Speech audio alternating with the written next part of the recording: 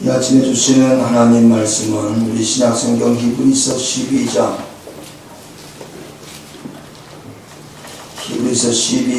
5절에서 11절 말씀.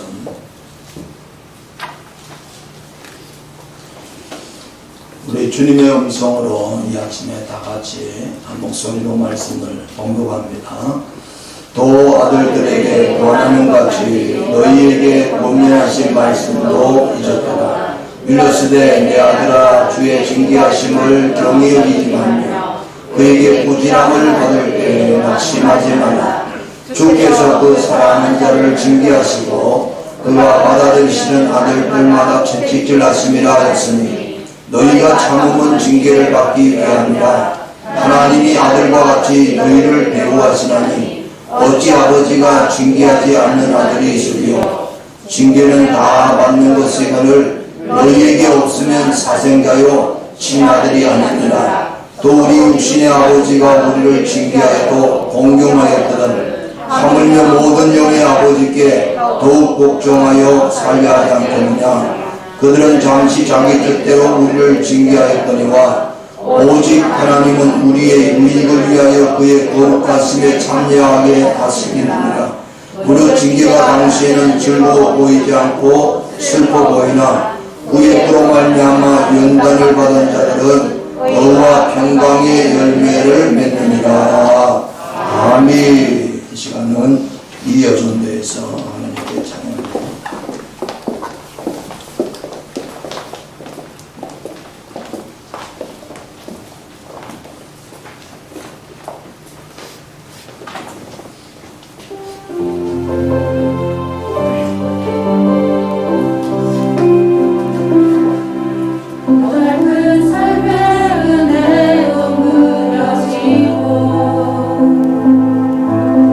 사라질 것에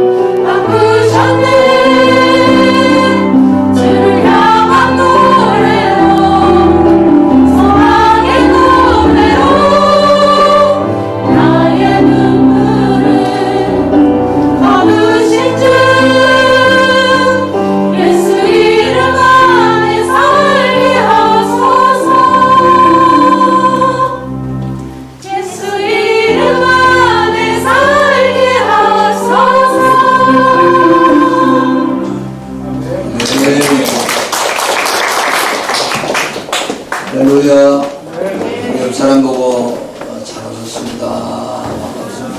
반갑습니다. 반갑습니다. 이 아침에 말씀 듣기 전에 우리 영상 하나 보면서 그리고 말씀 드리려고 합니다.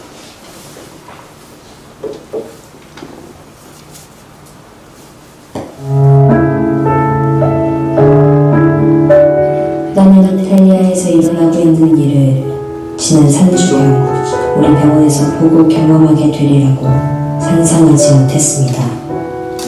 처음에는 몇 명의 환자가 왔고 다음에는 수십 명이, 다음에는 수백 명이 왔습니다. 지금 우리는 더 이상 의사가 아니라 누구는 살고 누구는 집으로 보내져 죽어야 할지를 결정하는 분류자에 불과합니다. 2주 전까지만 해도 나와 나의 동료들은 무신론자들이었습니다. 우리는 의사이기 때문에 그것은 자연스러운 일이었습니다. 우리는 과학이 하느님의 존재를 배제한다고 배웠습니다. 나는 나의 부모님들이 교회에 가는 것을 비웃었습니다. 그런데 9일 전에 75세 된 한 목회자분이 병원에 입원했습니다. 그는 친절한 사람이었습니다.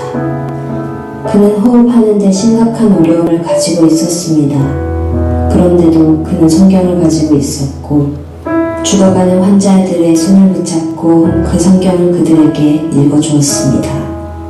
그 모습은 우리에게 감명을 주었습니다. 우리 의사들은 모두 지쳤고 낙심했고 정신적으로나 육체적으로나 끝장이 나 있었습니다. 우리는 우리의 한계에 도달했습니다. 우리는 더 이상 아무것도 할 수 없습니다. 사람들이 매일 죽어가고 있습니다. 우리는 기진맥진했습니다. 우리 동료 중 2명이 죽었고 다른 동료들은 감염이 되었습니다. 우리는 하나님께 도와달라고 기도하기 시작해야 한다는 것을 깨달았습니다. 우리는 쉬는 시간 몇 분이 생길 때 기도합니다. 나와 동료들이 서로 얘기할 때 우리는 이 사실을 믿을 수가 없습니다. 비록 우리는 언젠가 격렬한 불신자들이었지만 우리는 이제 매일 평안을 구하고 있으며 주님께 우리가 병자들을 돕는 일을 계속할 수 있도록 도와달라고 기도합니다. 어제 그 75세 된 목회자분이 죽음을 맞이했습니다. 3주 동안 여기에서 120명 이상의 사망을 봐왔음에도 불구하고 우리는 무너져 내렸습니다.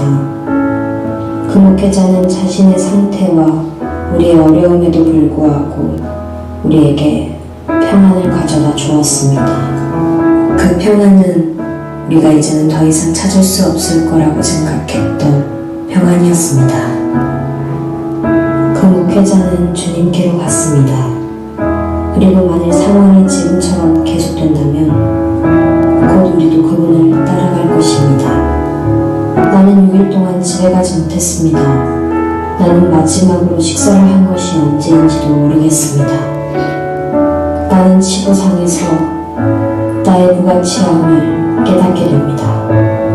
나는 내가 마지막으로 한 호흡을 쉴 때까지 다른 사람들을 돕고 싶습니다. 비록 나는 고통받는 사람들과 나의 동료들의 죽음에 둘러싸여 있지만 내가 하나님께로 돌아왔다는 사실에 행복합니다. 할렐루야. 네.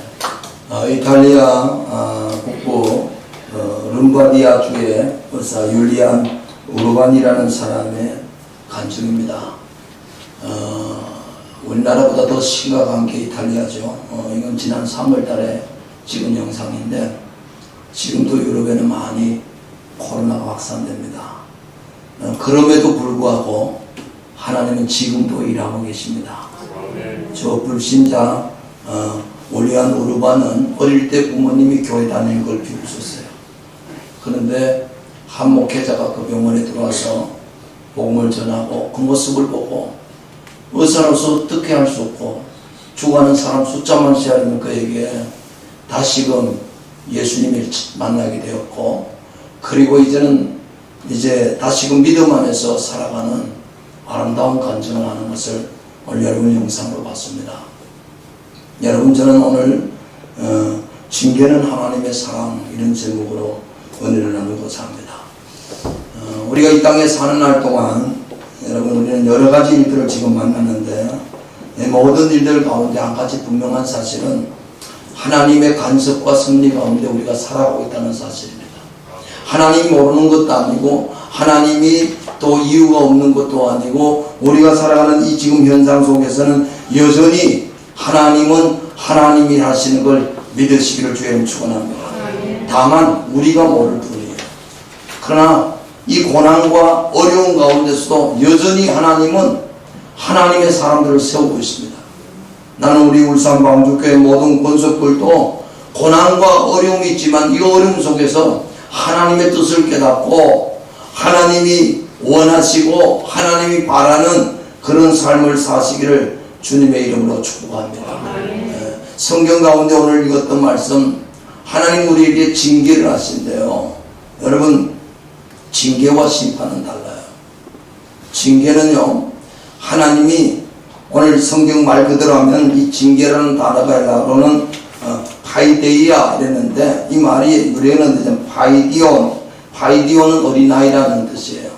파이데이아라는 뜻은 어린아이를 훈련시킨다, 양육시킨다, 그런 의미를 담고 있어요. 여러분, 애들을 키워보면 알지만 애들은 그냥 방치하면 안 돼요. 애들은 부모가 반드시 훈련시키는 거예요. 교육시키는 거예요.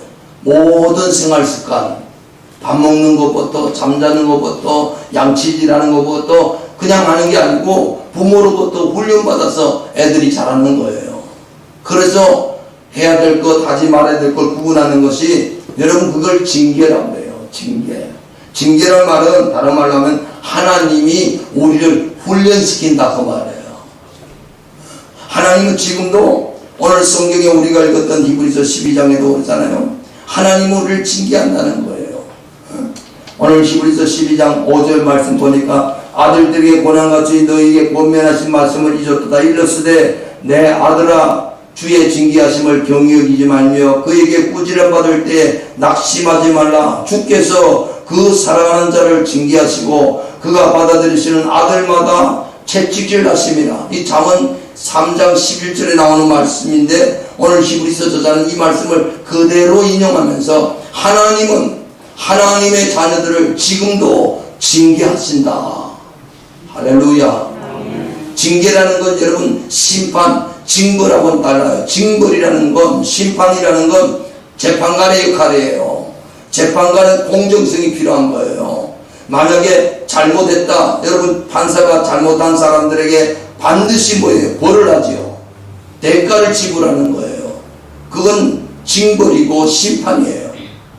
하나님은 재판관이시기도 맞아요. 언젠간 모든 사람을 하나님이 재판하십니다. 백보자 앞에서 오른쪽 왼쪽 다 나누어서 하나님이 재판합니다. 그때는요 심판이에요. 마지막이에요. 거기는 하나님의 징벌 앞에서는 공정하고 우리에게 형벌을 주는 게 목적이라면 징계는 그런 게 아니에요. 징계는 재판장으로 쓴 게 아니고 하나님이 우리 아버지로 쓴 거예요. 여러분, 예수를 믿으면 우리는 하나님을 아버지라 부릅니다. 우리는 하나님의 자녀예요. 그렇기 때문에 하나님이 우리 아버지이시기 때문에 하나님이 온전하시고 하나님이 거룩하시고 하나님이 선하신 그분이 우리를 봤을 때 우리도 하나님의 모습을 담기를 원하시는 겁니다. 하나님, 예수 믿는다는 건 하나님을 닮아가는 거예요. 하나님을 알아가는 거예요. 그렇기 때문에 하나님이, 우리는 여러분 심판은 없습니다. 예수 믿는 사람은 심판이 없어요.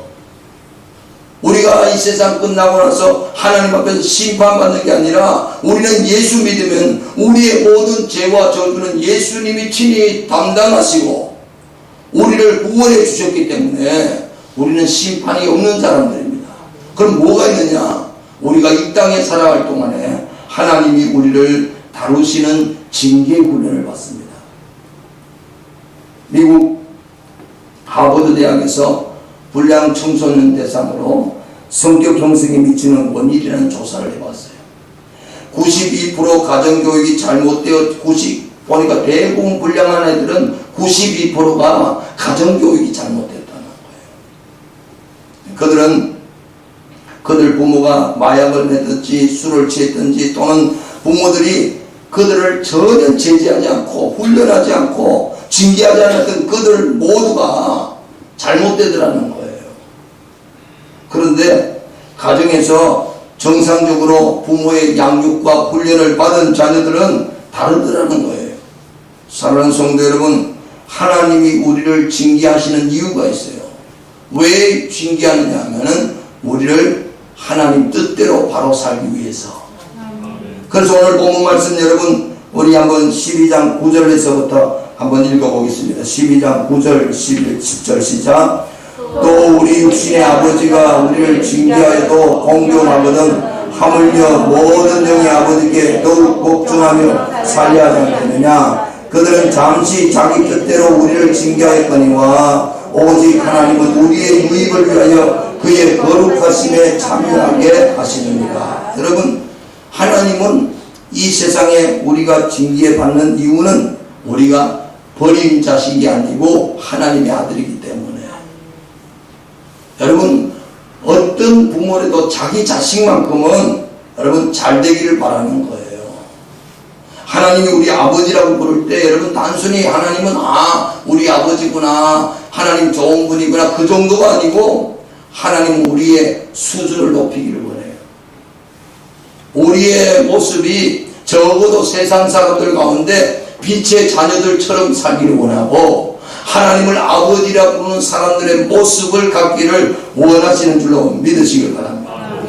그래서 오늘 보니까 하나님은 우리 모든 영의 아버지이신데 그 아버지께서는 우리로 하여금 징계하는 이유는 우리의 유익을 위해서, 그의 거룩하심에 참여하기 위해서, 우리 유익을 위해서, 그리고 하나님의 성품, 거룩한 성품을 닮아가기 위해서 징계한다는 사실을 믿으시기를 주의 이름으로 축원합니다. 크리스토스이라는 유명한 신학자가 그들 말했습니다. 아들도 채찍으로 맞고 노예도 채찍으로 맞는다. 그러나 노예의 경우는 자기의 과실 때문에 벌을 받는 것이요 아들의 경우는 자유인이요 아들로서 징계가 필요해서 맞는 것이다. 아들에게 매를 맞는 것이 시를 통한 교정의 계기가 되지만 노예에게는 그저 징벌과 형벌뿐인 것이다. 그래요.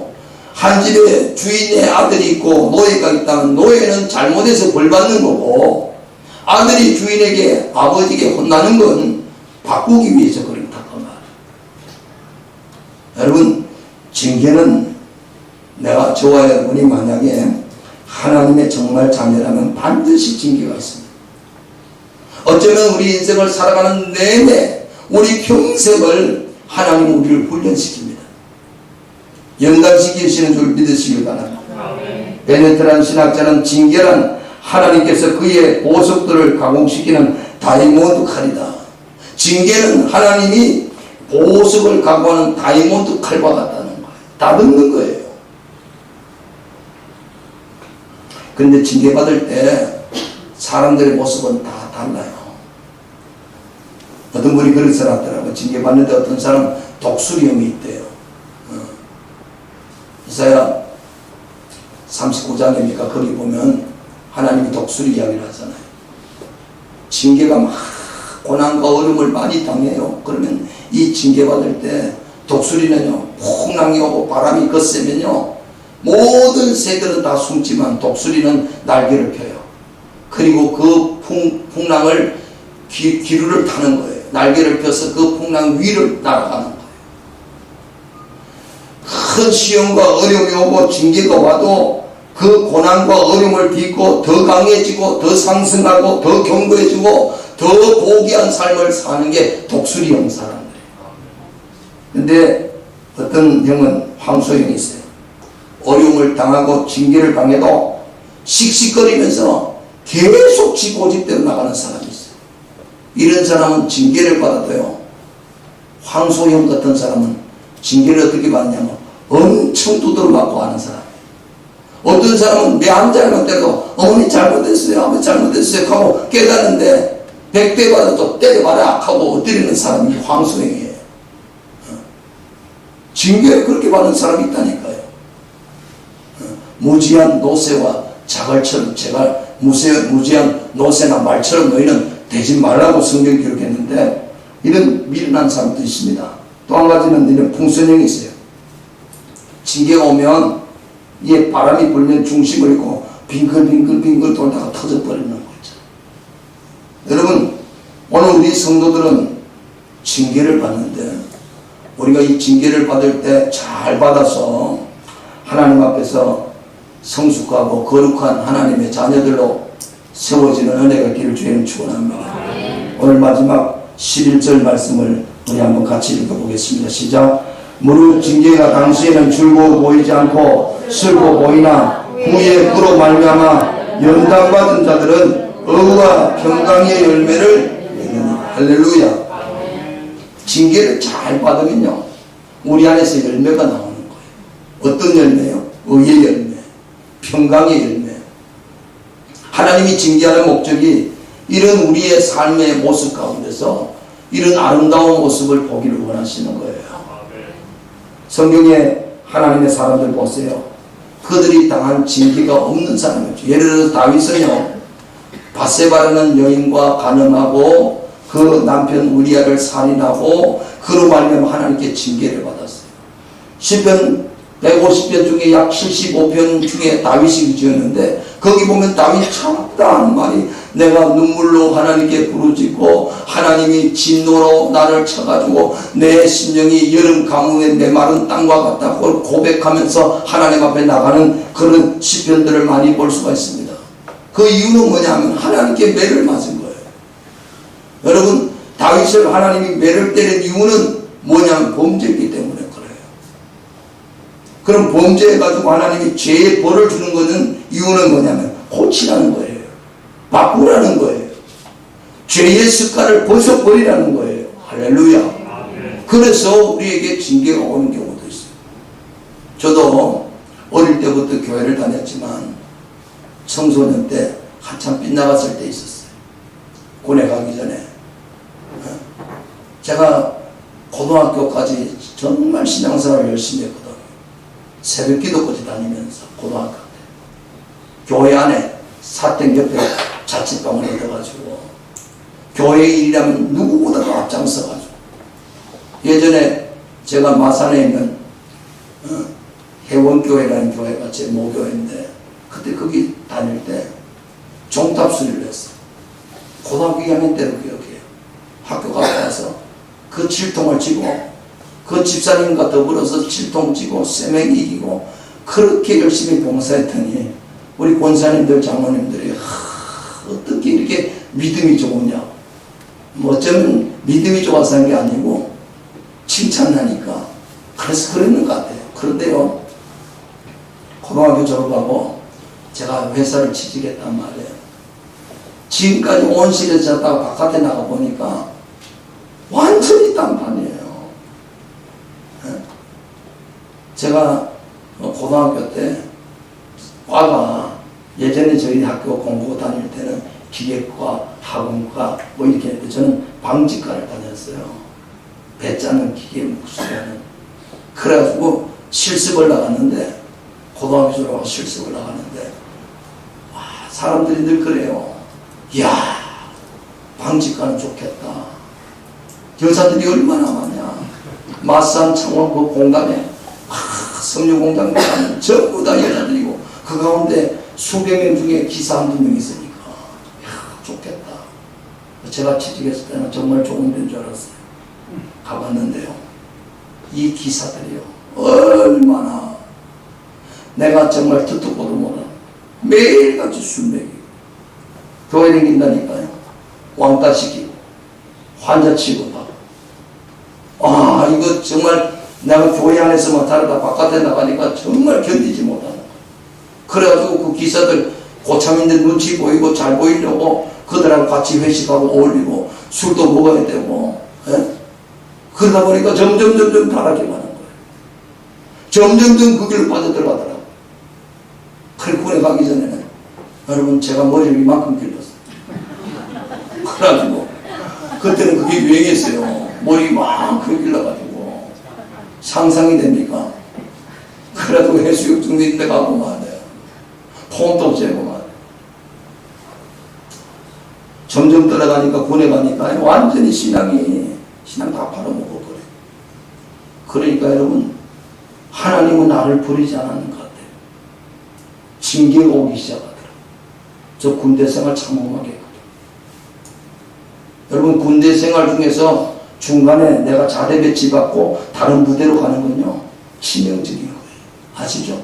남자가 군에 갔는데 한 군데 자대가 배치되면 거기서 제대로 해야 되는데, 저는 그때 당시에 저 울진 월성종이라는 데서 부대 근무하는데 20개월 하고 그 다음에 외관으로 더블백을 사고 옮겼어요.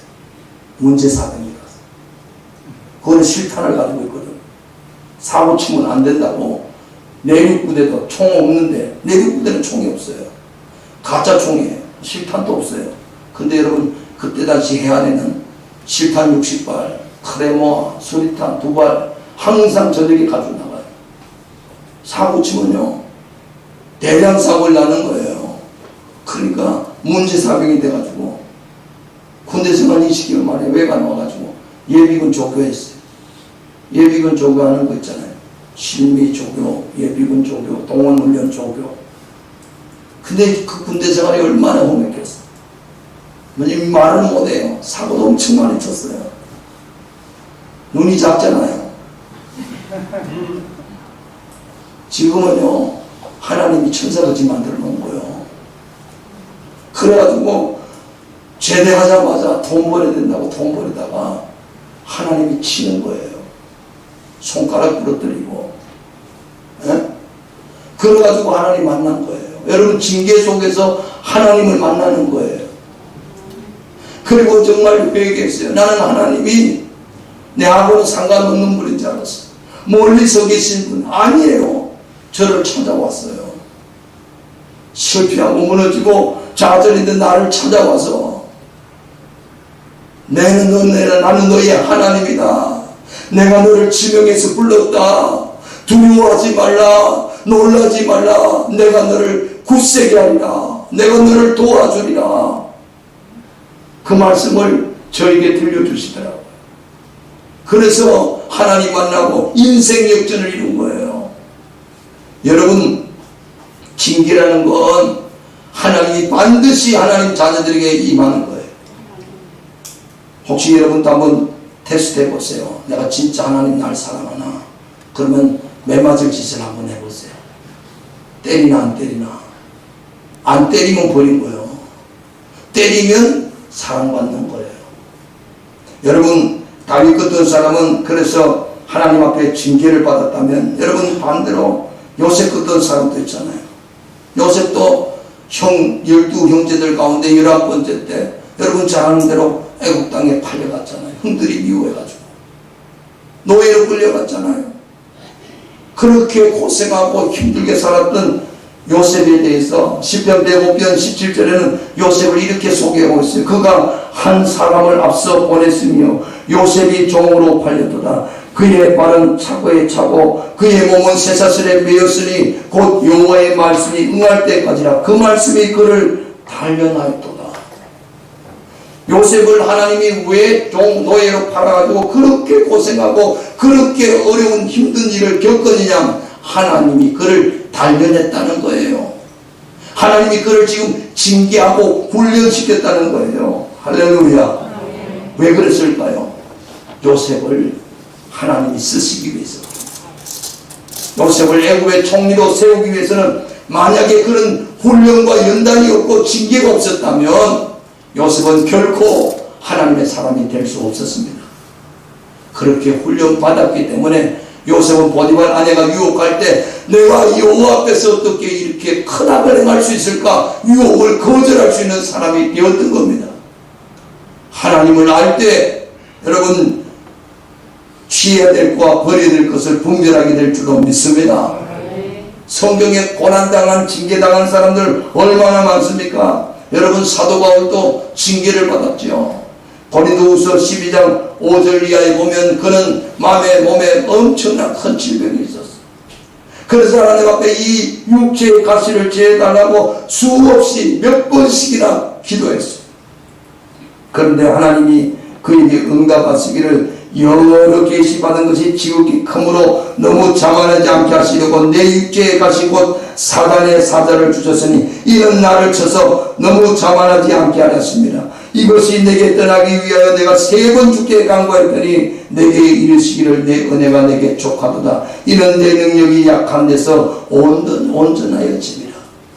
사도 바울도 여러분 몸에 질병의 가시, 육체의 가시가 너무 찔렀어요. 왜 그게 신경이냐 그 말이에요. 왜 이렇게 하나님 나에게 고난과 고통을 줍니까? 이유는 내가 너 교만하지 않기 위해서. 너는 은혜를 많이 받았어. 만약에 이런 고난이 없으면, 이런 징계가 없으면, 이런 훈련이 없으면 너는 교만해서 내게서 버림당할 수밖에 없기 때문에 내가 너를 자고하지 않게, 자만하지 않게, 교만하지 않게 네 몸에 가시를 줬어. 아멘입니까? 하나님은 우리를 잘 알아요. 나보다 나를 더 잘 아시는 분이 주님이신 줄 믿으시기를 바랍니다. 성경에 수많은 사람들이 고난받는데 이유는 다양해요. 여러분 룻기를 아시죠? 룻이라는 여자가 있잖아요. 그 남편은 원래 기론이라는 남편이에요. 엘리멜렉과 나옹이라는 부부가 예루살렘 땅에서 모압 땅으로 이사를 갔어요. 흉년이 들어가죠. 다른 지역으로 갔어요. 그래서 그 땅에 사는 며느리 둘이를 맞아들인 거예요. 아들 둘이니까 아들 둘을 다 그 땅의 여자들, 모압 여자를 결혼시켰다 그 말이에요. 그런데 남편도 병들어 죽어버리고 말론과 기른 두 아들도 죽어버리고 여자 셋만 남은 거예요. 시어머니와 며느리 둘만 남았어요. 그 시어머니 나오미가 그러죠. 야, 너희는 너희 인생 가라. 나는 나오미, 그 뜻이 기쁨이라는 뜻인데 나는 기쁨이 아니고 말하다, 고통이다. 나는 내 고향 베들레헴으로 돌아가란다. 그러니까 너희는 여기서 다시 새로운 결혼해서 가정을 꾸리고 행복하게 살아라. 그때 여러분 잘 아는 룻이, 이 둘째 며느리 기론의 아내인 룻이 뭐라고 그래요? 내게 어머니를 따르며 어머니를 따르지 말고 돌아가라. 강건하지 마옵소서. 어머니께서 가시는 곳에 나도 가고 어머니께서 머무는 곳에 나도 머물겠나이다. 어머니의 백성이 나의 백성이 되고 어머니의 하나님이 나의 하나님이 되시리니 어머니께서 죽으시는 곳에 나도 죽고 거기 묻힐 것이라. 만일 내가 죽는 일 외에 어머니를 떠나면 여호와께서 내게 벌을 내리시고 더 내리시기를 원하나이다. 이게 뭐예요? 룻의 신앙 고백이에요. 룻이 어머니 시어머니 만나서 딱 깨달은 거 하나 있어요. 하나님을 알았어요. 모압 여자인데 하나님을 발견했어요. 그리고 그 하나님을 자기의 구주로 영접했던 거예요. 그래서 나는 어머니를 떠날 수가 없다. 어머니 하나님이 내 하나님, 어머니의 백성이 내 백성 되는 거 내가 소원한다 그 말이에요.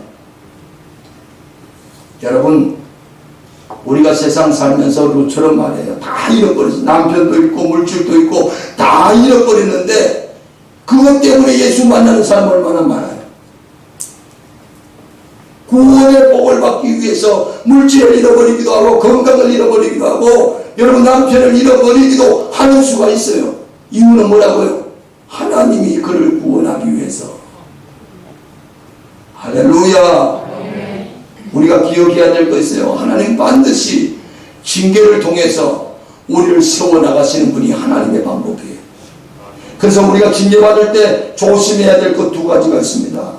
여러분 오늘 징계받을 때 오늘 본문 12장 우리 5절 말씀 다시 한번 읽겠습니다. 시작. 또 아들들에게 고난같이 너희에게 권면하신 말씀을 잊었도다. 일러스되 내 아들아 주의 징계하심을 경히 여기지 말며 그에게 꾸전함 받을 때 낙심하지 말라. 주께서 그 사랑하는 자를 징계하시고 그가 받아들이시는 아들마다 책짓질 하십니다. 할렐루야. 징계받을 때 여러분 꼭 조심해야 될 것 2가지가 있어요. 첫 번째는 하나님 말씀을 경히 여기지 마세요. 여러분 이 하나님 말씀을 경히 여긴단 말이에요. 가볍게 여기는 거. 여러분 하나님은요 어떻게 하시느냐면은 하나님은 우리가 그냥 잘 가는데 고난 주는 게 아니에요. 징계를 할 때는 잘못했기 때문에 그럼 잘못할 때 하나님이 바로 매를 드느냐? 아니에요. 먼저는 말로 해요. 여러분이 잘못할 때 하나님이 말씀합니다. 너 그러지 마. 그렇게 하면 안 돼. 그렇게 하면 못 써. 하나님이 우리에게 말씀해요. 그래도 계속 그 길로 가요. 여러분 자녀 키워봤죠? 애가 못된 짓 해요. 그러지 마. 다음부터 그러면 혼나. 그래도 계속 그래. 그럼 어떡해? 너 혼 좀 나야 되겠다. 종아리 걷어. 그리고 때리잖아요. 그래 안 그래요? 무조건 때리나 부모가? 처음 잘못했을 때는 말로 해요. 말로 하는 오늘 성경을 읽잖아요. 내 아들아 주의 징계하심을 경히 여기지 마라. 말로 할 때 잘 들어야 되잖아요. 말할 때 알아들어야 되는데 꼭 맞아야 하는 사람이 있어. 왜 맞아요? 말을 안 들으니까. 왜 안 듣죠? 가볍게 여겨. 우습게 여겨. 에이 설마 그러나. 에이 말씀을 우습게 여기는 거예요. 여러분 하나님을 잘 믿는 건요, 하나님이 눈짓만 해도 알아듣는 사람이 예수 잘 믿는 거예요. 그래서 성경에는 뭐라고 해요? 범사에 감사해라. 그냥 감사하잖아요. 그런데 꼭 이렇게 막 큰 어떤 어려움이 생기고 문제가 생기고 그러고 나다가 교통사고 막 나가지고 차가 막 박살이 나가지고 목살인데 죽다가 살았는데요. 하나님 날 살렸어.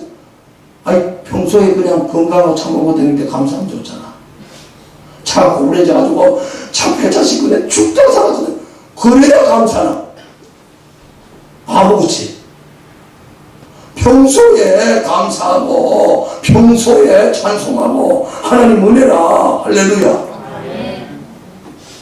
그게 뭐예요? 말씀을 가볍게 여기니까, 우습게 여기니까. 여러분 성경에 보면 하나님 말씀을 우습게 여겼다가 징계받는 사람 많습니다. 한번 가만히 보세요. 성경에 하나님 말씀을 농담으로 여기고 우습게 여기다가 징계받는 사람은, 그래도 징계받으면 다행히 어떤 사람은 하나님 내버려 두는 사람이 있어요. 아세요? 내버려, 아이고 쟤는 안 되겠다. 이건 버린 자식이에요. 예? 징계가 없으면, 내가 잘못하고 있는데 하나님이 징계가 없어, 기억하세요. 당신은 지옥 갈 사람이야. 버린 거야. 맞아요? 오늘 성경이 그랬잖아요. 네? 오늘 보면 7절 다시 한번 읽겠습니다. 시작. 너희가 참으면 징계를 받기 위하면 하나님이 아들같이 너희를 대우하시나니 어찌 아버지가 징계하지 않는 아들이 있으리요. 8절. 징계는 다 받는 것이다. 너희에게 없으면 사생자요 친아들이 아니니라. 사생자라는 게 뭐죠? 버린 자식. 여러분이 내가 잘못하면 반드시 하나님 징계한다. 네? 주님은요 반드시 사랑하는 사람은요 고쳐요. 성경을 보세요. 아브라함을 보시고 이삭을 보고 야곱을 보세요. 특히 야곱 같은 사람은 얼마나 고생 많이 해요. 외삼촌 집 가서 10번이나 속임을 당하고 거짓으로 속임 당하고 그래가지고 20년 동안 완전히 고생 눈물칠 겨를도 없고 주여 너희를 무릅쓰고 이랬는데 아무것도 없고 위가 외삼촌이 못된 사람이에요. 근데 왜 외삼촌에게 붙여놨죠? 야곱이 라반 외삼촌처럼 그런 건성이 있는 거예요. 그러니까 여러분 어떤 사람 그러잖아요. 늑대 피하다가 호랑이 만난다고. 응? 그 사람 딱 만나게 한 이유는요, 왜 외삼촌 라반을 야곱에게 딱 붙여놨는지 아세요? 너 외삼촌 모습 보고 네 모습 봐. 너 똑같잖아. 그래서 내가 니를 바꾸는 거야. 그래서 야곱이 왜요? 외삼집에서 도망 나오다가 그 다음에 누가 에스가 찾아오잖아요. 야곱강에서 밤새도록 하나님께 시험하면서 기도하기 때문에 천사가 야곱의 환독뼈, 옆구리뼈, 이 웅치뼈, 골반뼈를 쳐버린 거예요. 그러니까 그때 야곱이 뭐라 그래요? 그래도 나를 축복하지만 내가 놓지 않겠다. 네 이름이 야곱이다마는 지금부터는 이스라엘이라 칭하라. 하나님과 겨루어 이겼다. 그 말은요, 하나님이 져주는 사람이야. 야곱이 그때 바뀐 거예요. 왜요? 하나님은 야곱을 바꾸어 쓰기를 원하는. 여러분, 하나님 징계할 때 가볍게 경히 여기지 마세요. 어떤 사람은 하나님이 징계할 때 다른 사람과 비교하면 불평, 여러분 그 하나님 싫어하는 거예요. 불평하지 마세요. 원망하지 마세요. 하나님은 우리를 달아서 쓰시는 거예요. 쓰시려고 그러는 거예요. 두 번째, 징계받을 때 하지 말아야 될 게 오늘 본 말씀에 경히 여기지 말며 그에게 꾸지람 받을 때에 낙심하지 말라. 뭐 하지 말라? 낙심하지 말라. 낙심한다는 게 뭔지 아시죠? 사람이 하나님이 징계할 때 고난이 온다 그 말이에요. 환난이 온다 그 말이에요. 아픔이 오고 고통이 올 때 제일 중요한 게 마음을 강하게 해요. 여러분 기억하세요? 지금 코로나 바이러스가 사람들이 막 웃어. 여러분 이때 제일 중요한 건 여러분 마음을 강하게 먹으세요. 마음이 약해지면 안 돼요. 나는 코로나 걸려서 산다는 믿음 가지세요. 코로나 걸려서 죽는 사람이 많아요? 사는 사람이 많아? 우리나라도 2만 명 넘게 걸렸는데 죽은 사람은 300명밖에 안 되잖아. 살면 어떻게 돼요? 코로나 걸려서 살아서 그럼 뭐가 생겨요? 면역력이 생기지. 맞아요? 코로나 걸려서 그 병을 이기면 그 다음에는 뭐예요? 내게 면역력이 생기는 거예요. 뭐 일부러 코로나 걸린 사람 없느냐? 코로나 좀 그럴 필요는 없지만 이겨나가면 면역력이 생기는 거예요. 낙심하지 말라. 여러분 벤자민 블랭크는 그런 말 했어요. 하나님께서 우리에게 주시는 징계와 시련은 내 인생의 침입자고 원망하지 말고 오히려 친구로 삼아라. 그러면 인생의 훌륭한 스승이 되어 유익을 줄 것이다. 고난과 징계가 올 때 그걸 내 인생의 침입자로 여기지 말고 친구로 삼아가지고 그래서 그 훌륭한 스승이 되면 나에게 많은 유익이 있을 것이다. 낙심하지 말아야 돼요. 고난한테 낙심한다는 말이 뭐예요? 지친다, 쇠약한다, 힘을 잃는다, 기진한다. 그래서 이렇게 낙심하면서 아무 지긋지긋해. 지긋지긋하다. 도저히 못해. 힘들어 죽겠다. 이런 말 하는 거예요. 여러분 이게 낙심할 때 우리 입에서 나오는 말들이에요. 여러분 몸도요. 자꾸 체력이 떨어지면 면역력이 약해지면 병이 잘 되잖아요. 그죠? 그렇죠? 저도 이번에 3일 금식 다 하자고 지난번에 선포하고 금식 다 끊어서 너무 감사하게 죽을 먹고 왔는데 그 다음날부터요. 계속 옆구리가 아픈 거예요. 뭐 왜 이렇게 아프지? 왜 이럴까요? 뭐가 생기는 거예요. 이렇게. 보니까 집사람이 대상포진. 세상에 난 대상포진이 뭔지도 모르는 사람인데 그래 병원에 갔어요. 갔더니 뭐 힘든 일 했어요. 이러더라고요. 내가 그럼 내 목사한테 금식해서 이런 말 하겠어요? 그럴 거 없었다고 그랬더니 대단히 뭐 힘든 일을 하셨는지 면역력이 떨어져가지고 대상포진이라는 게 뭐냐면은 우리 예전에 어릴 때 수도주사 맞잖아요. 수도주사 맞았는데 사람 나이 50대 60대 돼가면은 이 면역력이 떨어지면 이게 바이러스가 몸에서 신경을 통해서 나온다더만 들어보니까 그런 얘기예요. 그래가지고 그게 참 얼마나 불편하던지요. 내가 속으로 하나님 금식을 하고 잘못했나요? 왜 금식 끝나고 이런 일이 생겼는지 모르겠어요.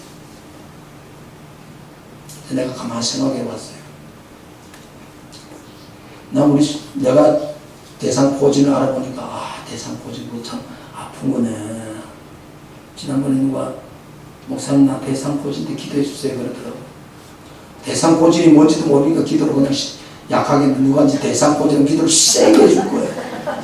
왜냐면 그 대상포진이 힘들더라고요.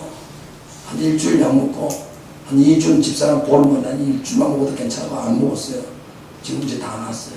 났는데 여러분 참 그렇더라고요. 여러분 우리가 몸에도 면역력이 떨어지면 질병이 오듯이 여러분 우리가 낙심하면요, 낙심이 뭐예요?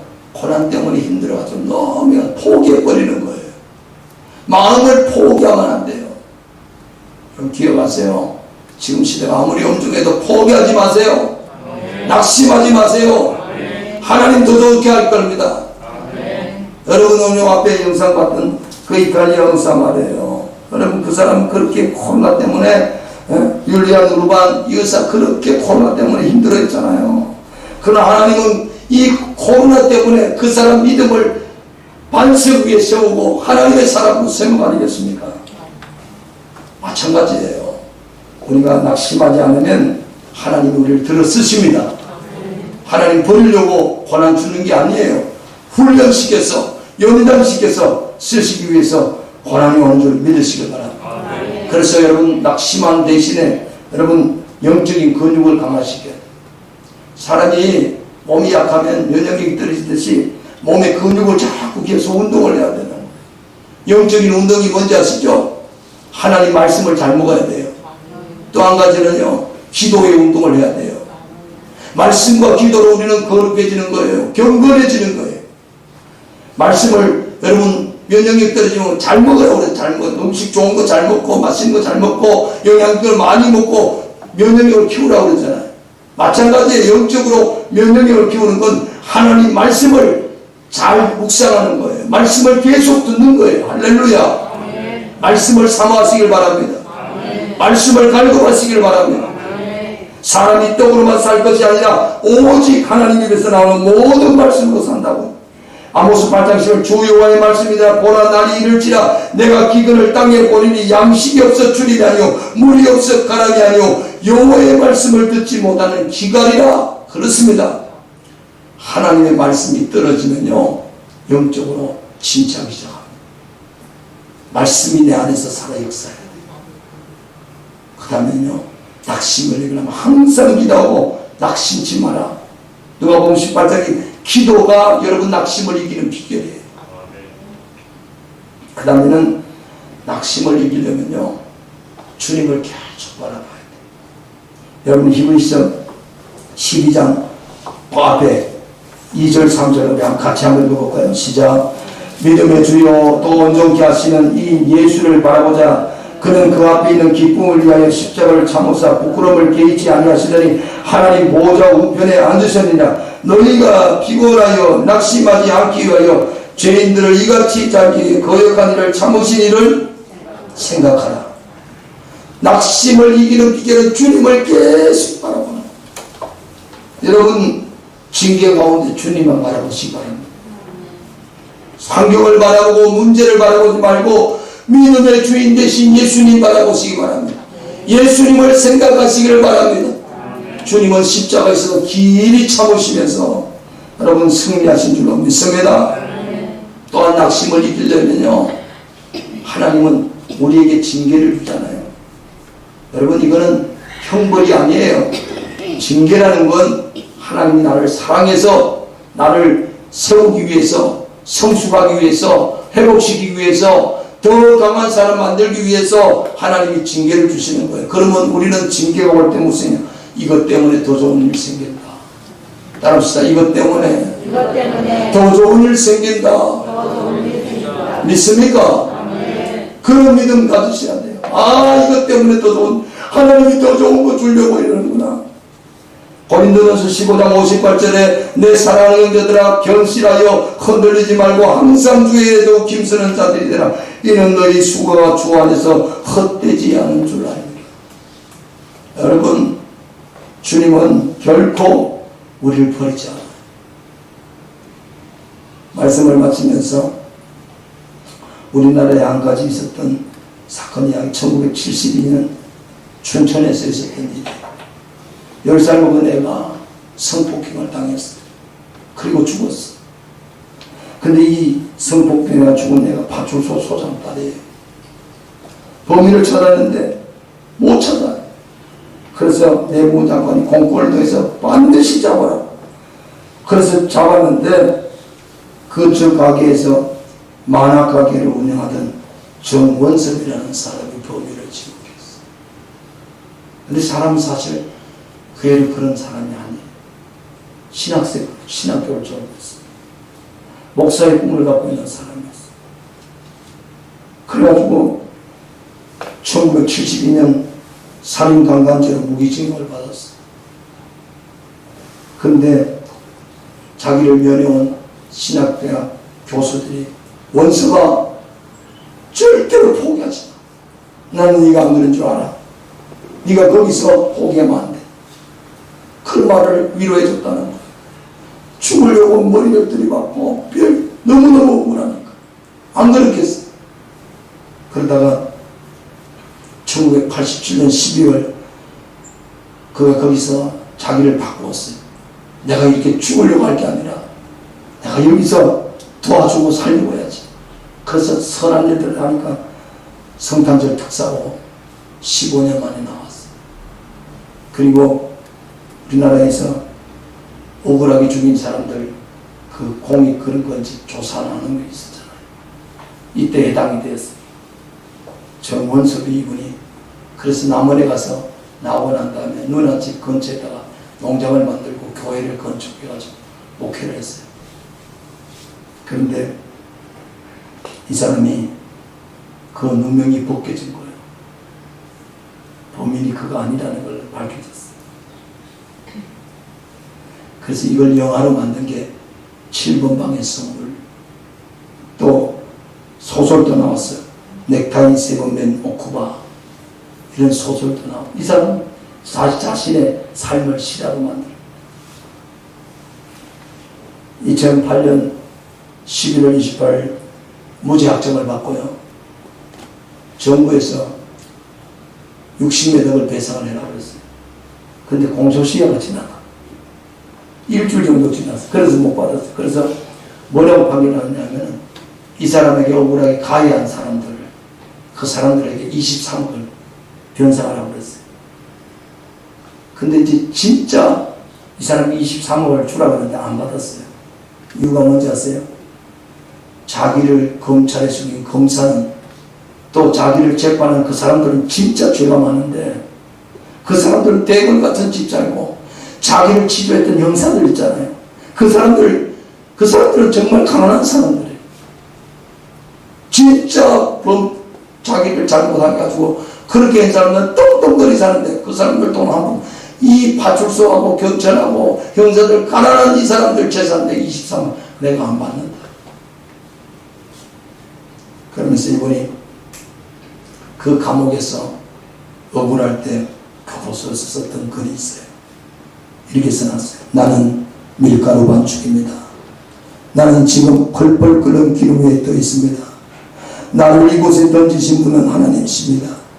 이제 내가 잘 익어서 마시는 도넛이 되면 하나님은 긴 젓가락으로 나를 꺼내 주시리라 믿습니다. 꺼내 주시면 자비랑 목회를 꼭 하겠습니다. 자기가 밀가루 반죽입니다. 하나님이 이 펄펄 끓는 기름 위에 나를 집어넣는 것은 마시는 도넛이 되면 반드시 끄집어낼 거라는 거. 할렐루야. 고난을 당할 때 어떤 자세냐가 중요합니다. 사랑하는 성도 여러분, 우리가 하나님이 우리를 징계하는 건 벌이 아니고 사랑입니다. 우리가 이 세상 살다 보면 여러 모양으로, 아니 우리 평생에 그런 일을 당합니다. 이유는 뭐라고요? 여러분 제발 그렇게 생각합니다. 벌 받았다. 벌이 아니에요. 하나님이 나를 훈련시키고 연단시키고 더 아름다운 것으로 빚기 위한 과정인 줄 믿으시기 바랍니다. 기도하겠습니다. 아버지 하나님, 징계는 하나님의 사랑이라는 것을 깨달았습니다. 하나님이 우리를 아들같이 대우하시기에, 우리 안에 마땅히 없어야 될 것이 있기에, 마땅히 하나님이 우리를 연단시켜서 쓰시기에 여러 가지로 징계가 있지만, 징계당할 때 경여기지 않게 하시고 낙심하지 않게 하시고 이로 말미암아 연단해서 하나님이 기뻐하는 의의 평강의 열매를 맺는 복을 누리게 도와 주시옵소서. 예수님의 이름으로 기도하옵나이다. 아멘. 우리 하나님은